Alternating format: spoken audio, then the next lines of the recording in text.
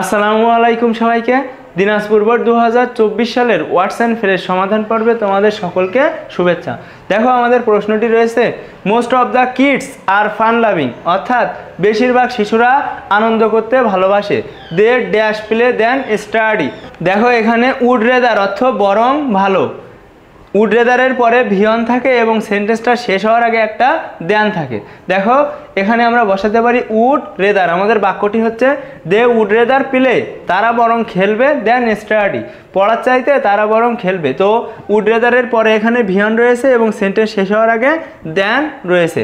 বাংলা অর্থ কি? বরং ভালো। They would rather play than study, তারা বরং খেলবে পড়ার চাইতে।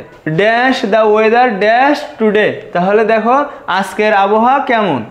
আজকের আবহাওয়া কেমন এমন অর্থে হোয়াটস লাইক বসানো হয়েছে। আমরা বলতে পারি দেখো হোয়াটস দ্য ওয়েদার লাইক, অর্থাৎ আজকের আবহাওয়া কেমন।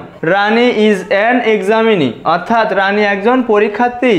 She dash study A lot to make a good result, ভালো রেজাল্ট করতে তাকে অনেক পড়াশোনা করতে হবে। দেখো ড্যাশের পরে ভিয়ন রয়েছে এবং সেন্টেন্সটি দ্বারা অতি আবশ্যক বোঝাচ্ছে। তাহলে আমরা বসাবো হ্যাভ টু, হ্যাজ টু অথবা হ্যাড টু। এখানে দেয়া রয়েছে দেখো হ্যাজ টু, তাহলে আমরা বলতে পারি she has to study A lot to make a good result, তাকে অবশ্যই অনেক বেশি পড়াশোনা করতে হবে যাতে সে ভালো রেজাল্ট করতে পারে। I have been suffering from cold and কফ। দেখো আমি সর্দি কাশিতে ভুগছি। I can not speak clearly, আমি ভালোভাবে কথা বলতে পারছি না। ড্যাশ সিং, গান গাওয়া তো দূরের কথা। দেখো লেট অ্যালোন তো দূরের কথা, তুলনামূলক ছোট বিষয়বস্তু, লেট অ্যালোন তুলনামূলক বড় বিষয়বস্তু। তাহলে আমরা বলতে পারি দেখো লেট অ্যালোন। সেন্টেন্সটি হচ্ছে আই কান্ট স্পিক ক্লিয়ারলি, আমি স্পষ্টভাবে কথা বলতে পারছি না। লেট অ্যালোন সিং, অর্থাৎ গান গাওয়া তো দূরের কথা। Dash seems to be a crowd on the road. দেখো মনে হয় রাস্তায় অনেক ভিড়।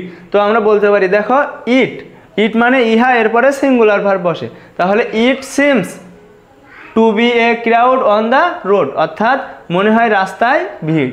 Florence Nightingale was a nurse, অর্থাৎ ফ্লোরেন্স নাইটিঙ্গেল একজন নার্স ছিল।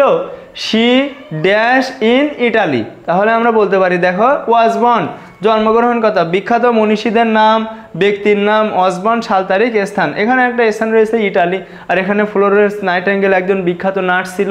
আমরা বলতে পারি ওয়াজ বর্ন। তাহলে she was born in Italy, সে ইটালিতে জন্মগ্রহণ করেছিল।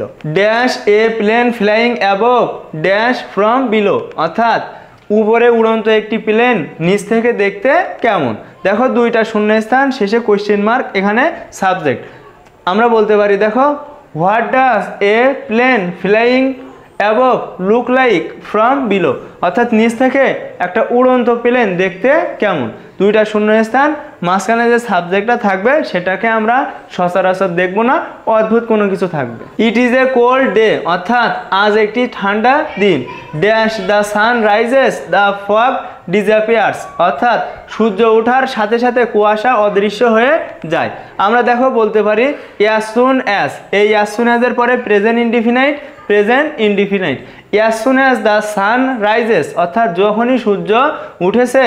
দ্য ফগ অর্থাৎ কুয়াশা, ডিসঅ্যাপিয়ার্স অর্থাৎ অদৃশ্য হয়ে গেছে। Dash is a lack of communication. দেখো আমরা বলতে পারি যোগাযোগের অভাব আছে। দেয়ার ইন্ট্রোডাক্টরি, দেয়ার, দেয়ারের পরে কিন্তু সিঙ্গুলার ভার্ব হয়। দেখো এ ল্যাক, যেহেতু এ ল্যাক একটা সিঙ্গুলার সাবজেক্ট, সেজন্য এখানে সিঙ্গুলার ভার্ব ইজ হয়েছে। ইন্ট্রোডাক্টরি দেয়ারের কিন্তু সাবজেক্ট হওয়ার ক্ষমতা নেই। আমরা বলতে পারি there is a lack of communication, একটা যোগাযোগের অভাব রয়েছে। We dash go home. দেখো আমাদের বাড়ি যাওয়া ভালো ছিল। উই ড্যাশ গো হোম, এখন সে যাবে নাকি যাবে না তার ইচ্ছার ওপর নির্ভর করে। যখন কোনো কিছু ইচ্ছার ওপর নির্ভর করে এবং ড্যাশের পরে ভিয়ন থাকে, দেখো ড্যাশের পরে ভিয়ন গো রয়েছে এবং এটা কিন্তু ইচ্ছার ওপর নির্ভর করে কিন্তু উচিত। তাহলে আমরা বলতে পারি দেখো we had better go home, আমাদের বাড়ি যাওয়া উচিত। এখন সে যাবে নাকি যাবে না সেটা তার ইচ্ছার ওপর নির্ভর করে।